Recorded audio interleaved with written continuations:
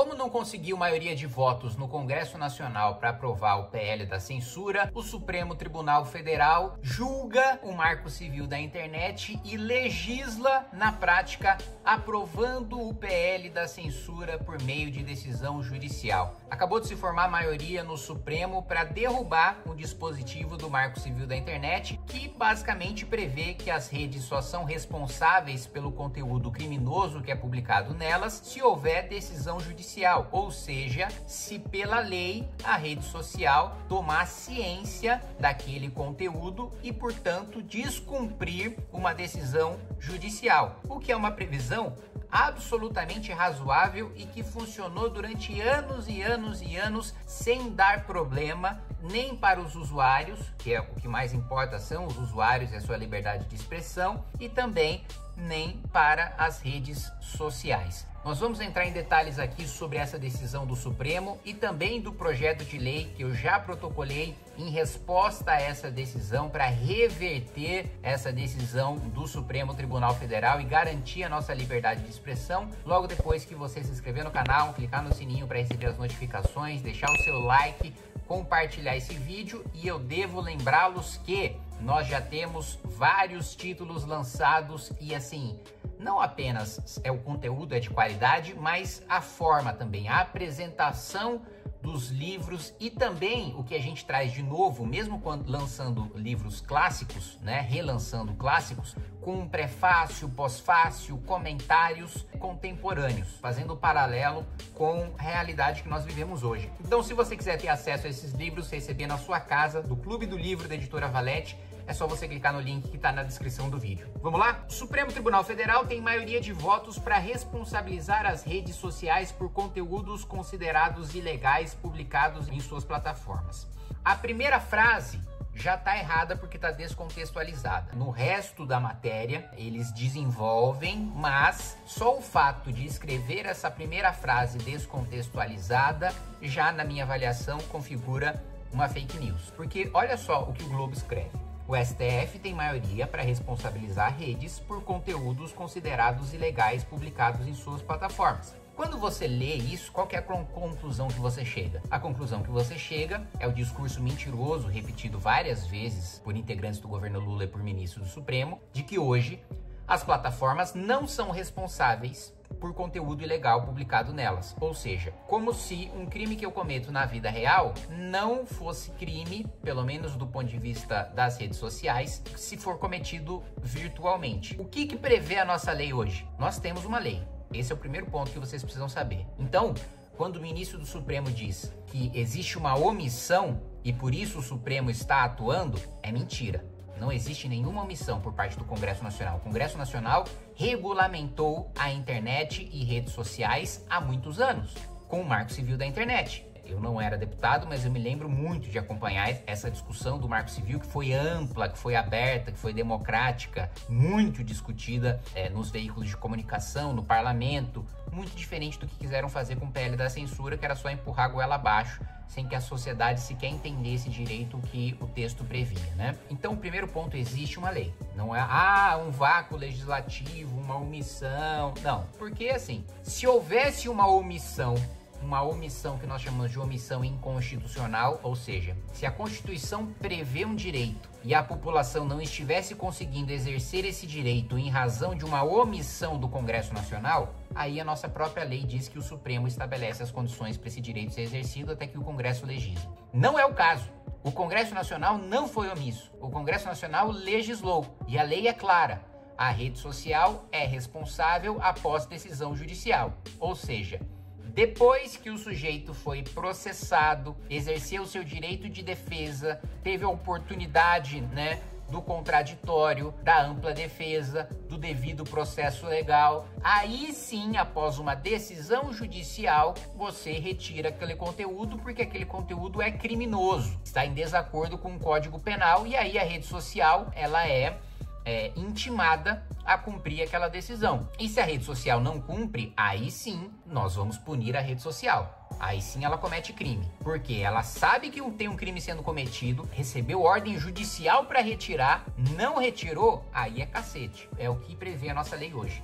tá? Vou continuar lendo a matéria para desenvolver o raciocínio depois. É assim que funciona a nossa lei hoje. Com o posicionamento, já há 6 votos a favor da derrubada da necessidade de decisão judicial para a retirada de publicações ilegais e 1 contra. Apesar do placar, os termos dessa responsabilização ainda serão definidos pelos ministros, ou seja, já tem maioria para que a responsabilização da rede social não se dê pela decisão judicial, se dê por algo mais precário do que uma decisão judicial. Onde vai começar a responsabilidade da rede?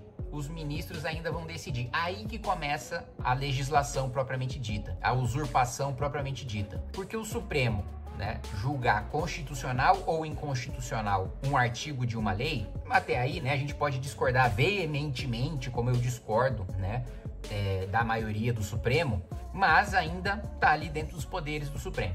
Só que aí eles derrubam. E como derrubando isso, na verdade, fica pior ainda, né, pro ponto de vista deles, porque nem com decisão judicial a rede vai poder ser responsabilizada, afinal de contas eles derrubaram esse artigo da lei.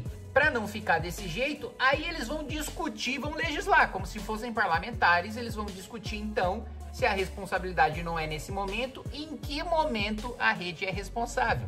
Discussão essa que deveria ser feita no parlamento. Você pode até ter críticas e você pode até... Eu toparia fazer uma discussão sobre esse artigo do Marco Civil falando, tá, pode não ser uma decisão judicial, mas uma notificação do Ministério Público, um procedimento formal ou que siga algum rito ainda administrativo e não judicial que dê o direito de defesa para o usuário, eu toparia fazer essa discussão dentro do parlamento, mas ela tem que ser feita dentro do parlamento, não no Supremo Tribunal Federal. E sob argumentos razoáveis, a gente poderia fazer sobre argumentos razoáveis. Vamos supor que tem um conteúdo na rede social sobre pedofilia. Tem uma rede de pedófilos, né, funcionando com publicações abertas dentro daquela rede social, e aí precisa ser retirado o mais rápido possível para a gente proteger criança. Vamos colocar essa hipótese que para mim é uma das mais graves. Hoje precisa esperar transitar em julgado uma decisão ou um processo acabar para daí ter uma decisão para derrubar?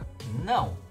Hoje isso poderia ser retirado por liminar. Então o Ministério Público entra lá com pedido de liminar no judiciário falando, olha, tem os 2 aspectos da liminar, o fumus boni iuris e o periculum in mora, né? Ou seja, a probabilidade do direito. É evidente que isso daqui é ilegal. A galera tá falando de pedofilia, não preciso nem produzir prova, nem ouvir testemunha para saber que eles estão com uma rede de pedófilo. Tá aqui, eles estão falando abertamente que é pedofilia. E o perigo da demora. Quanto mais tempo a gente demorar, mais crianças vão ser abusadas. Então, satisfeitas as condições para você ter uma liminar e o que a gente chama de inaudita altera pars, ou seja, sem escutar a parte contrária, sem eu escutar o pedófilo, eu vou derrubar a publicação dele. Isso ainda é uma decisão judicial. Liminar, mas uma decisão judicial. Hoje isso pode acontecer, porque o argumento de defesa de crianças e adolescentes também é um escudo que tem sido utilizado para a defesa de censura. Mas vamos supor que a gente topasse, vamos colocar crimes graves, né? Vamos colocar tráfico de drogas, vamos colocar uma rede de homicidas, uma rede de torturadores, publicações em relação a pedofilia, tráfico de pessoas. Olha, para esses crimes aqui, não precisa de decisão judicial. Precisa de uma manifestação do Ministério Público, por exemplo. Precisa ter um promotor que diga, ó, retire isso daqui, rede. Aí a rede retira, corre um processo na justiça em que a pessoa vai poder se defender e dizer que não cometeu aquele crime grave. Para todas as outras questões, difamação, crimes envolvendo honra, envolvendo opinião, aí não, aí é decisão judicial, aí precisa correr o processo. A gente poderia ter essa discussão no parlamento tranquilamente. Mas não, como querem empurrar a censura goela abaixo, não toparam ter uma discussão razoável. Aliás, eu vou lembrar para vocês, tá? O grande jogo por trás do PL da censura não é só o interesse do governo em controlar o que a gente diz. É também o interesse da grande imprensa de matar as redes sociais. Porque o PL da censura tinha 1 ou 2 artigos só sobre fake news e 20 artigos para regulamentar propaganda e remuneração em rede social. Ou seja, vou dar um exemplo muito claro para vocês, tá? Se na propaganda do Jornal Nacional tiver um golpe, tem um empresário, um golpista, que anuncia o seu produto, né? Fala, ó, esse produto aqui, se você quer virar japonês, aí tem um produto que faz você ficar com o olho puxado. Você toma uma pílula, seu olho vai ficar puxado, vai ver a vida em widescreen. E esse produto não funciona, ele é uma fraude. A Rede Globo não tem responsabilidade sobre essa fraude. Se alguém fizer uma propaganda fraudulenta na Rede Globo, ela não tem responsabilidade. Agora, o que eles queriam no PL da censura é que a rede social fosse responsável por tudo aquilo que é patrocinado nela. Problema: se nem a Rede Globo, ou a Folha de São Paulo, ou o Estadão, ou a CBN, que tem um controle infinitamente maior sobre os seus anunciantes, porque ela tem uma grade, né?